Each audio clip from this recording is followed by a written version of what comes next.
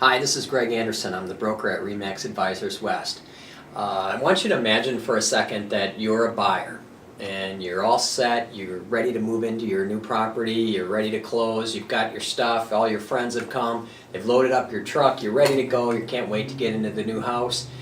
Seller's got their stuff loaded up, they're in the process of moving out, and all of a sudden, there's a glitch. And it's something that can be fixed temporarily, in short period of time. Say it's some kind of a mortgage glitch or something, last minute verification, whatever. What do you do? And that happens to people, hope not too often, knock on wood, not too often in our scenario, but occasionally it can happen. And so as it is, there's a form for that, or there's a way to address that. It's called a move-in agreement. And the basic intent of the move-in agreement is to allow the buyer to move into the property prior to closing with the intent on closing. It's different than a lease, and so basically, there's some provisions in there. I'm just going to hit a couple of the high points. It's not something that anybody really wants to do, but it does. It is an effective tool when there's a scenario that is unfortunate. So what happens is there's an additional earnest money that can be given to the seller as security, because we've got to kind of balance it out. We've got to look out for the seller's interest. We also want to get the buyer in, and obviously this is something that benefits the buyer typically more so than the seller. And so there's a little bit of an additional security deposit, or earnest money is one issue. Second would be a security deposit. What happens if they move in? What happens, worst case scenario, if they end up moving out? We want to make sure that the house, that there's some incentive for the buyer to return the house back to the seller if something, God forbid, happens, and in essentially the same condition as it was when they moved in. There's a move-in fee, which is also in popular terminology the rental amount. It's typically done on a per diem basis, so it tends to be equivalent to what the seller's total cost is on a monthly basis divided by 30. So if they've got a $1,500 a month nut on the property, then the rent would be $50 per day.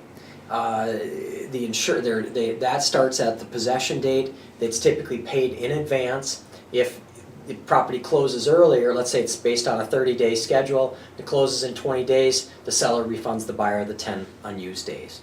The insurance requirements, and this is something that's really important, is to check with the buyer and seller's respective insurance companies to make sure that the coverage is adequate.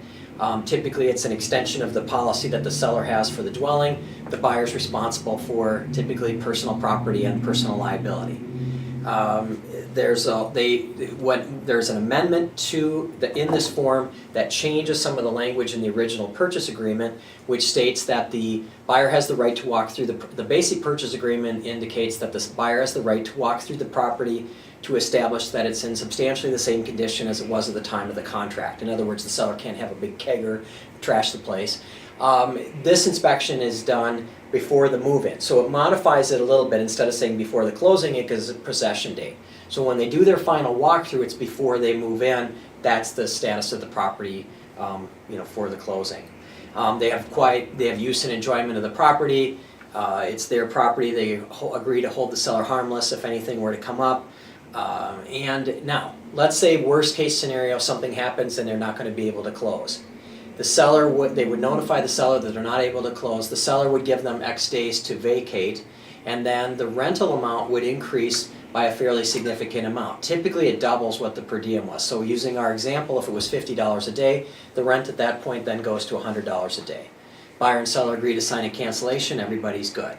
So I know this was kind of fast and kind of an overview of it, but it just kind of hits the high points. Again, it's not something that people really want on either side, but it is an effective tool in a very specific situation. As always, if you've got questions, either call me or email me, and happy to go in greater detail. Thanks.